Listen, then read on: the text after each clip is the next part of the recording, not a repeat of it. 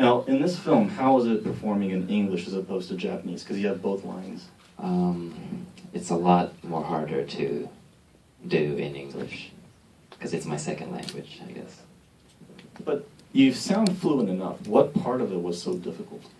Well, first of all, I guess I just sound fluent. I'm like half fluent. I don't know. He sounds like a native speaker to me, right? Yeah. And what was difficult is there's a lot of terms that is different from English and Japanese. So the lines are in English, but when you actually do it, it feels kind of strange inside because I'm acting as a Japanese person, but then again I'm speaking in English. So there's a little bit of a difference there. But there are some Japanese actors that try to do their lines in English. We've seen them in some Hollywood movies, and it's hard to understand them sometimes. But you know, I understood everything. I thought it was great, and I think you have a bright future if you keep up with English dialogue. Any questions from the audience? We will not be passing microphones around. Let's go 1, 2, and then 3. Yeah, first. What has been your favorite role to play so far? I would have to say Naoki from Itazana Kiss. There's a question right there. I'm a filmmaker and I want to know what made you become an actor and what tips and advice you would be able to give to other filmmakers who may or may not be in this room. What's the second question? I'm sorry. What tips and advice you might want to give to filmmakers who may or may not be in the room? Advice? From your point of view. From my point of view. What kind of advice? I don't know, like if an AD might want to, like, if you don't want to be rushed or something, like if you want to have your own space or like Maybe stuff like that. how a director works with An actor. actors. Yeah. I think nobody wants to be rushed or yelled at. I mean, the director in this movie, Nagata Koto, is really nice, and she's always super high tension.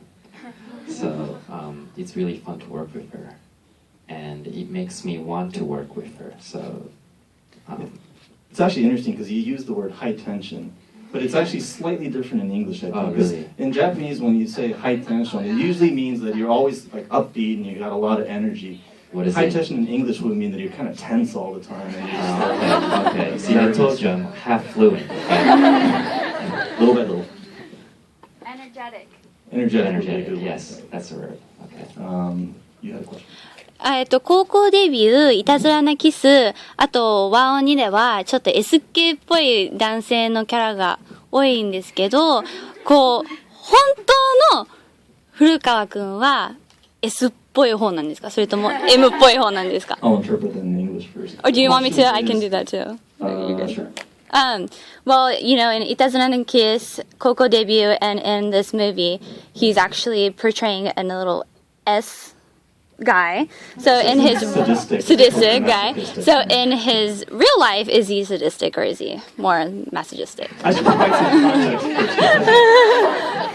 In Japan, they use the S&M term in a way that is not necessarily with any kind of sexual innuendo. Just want to make that clear. It means that you tend to be a little bit more dominant in your relationships or more submissive. Okay. What's the question again? S っぽいか、まあ、Okay. Like in real life. Yeah.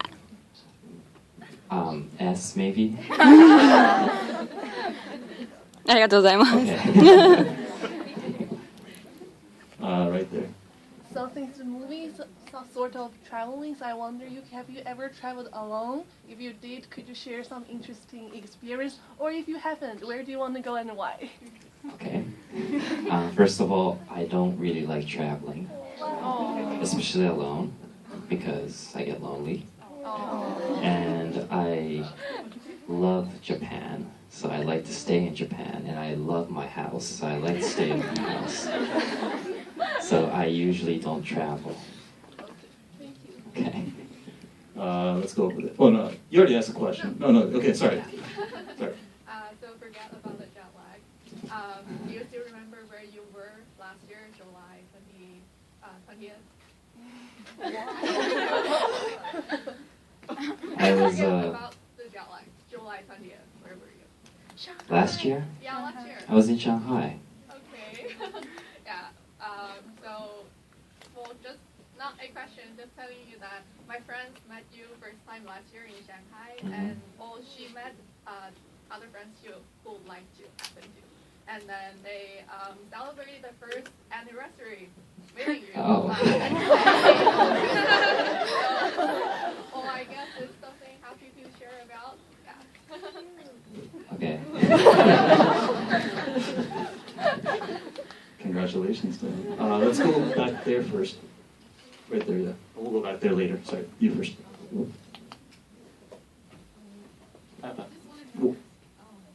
Okay, sorry, we'll go back there. Yeah.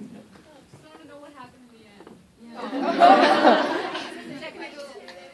After she was in the bridge. Did she jump? Jump where? What was the ending?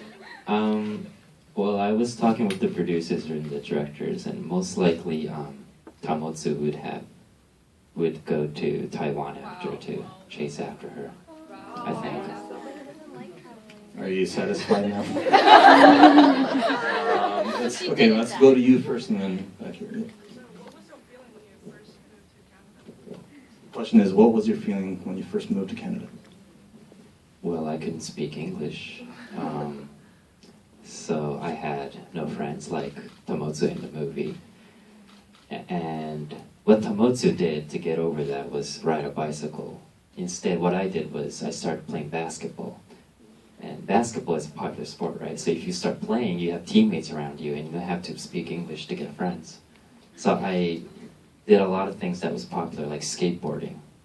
When you're a teenager, it's popular, so all of a sudden you have friends around you, even though you can't speak English. So I did that kind of stuff.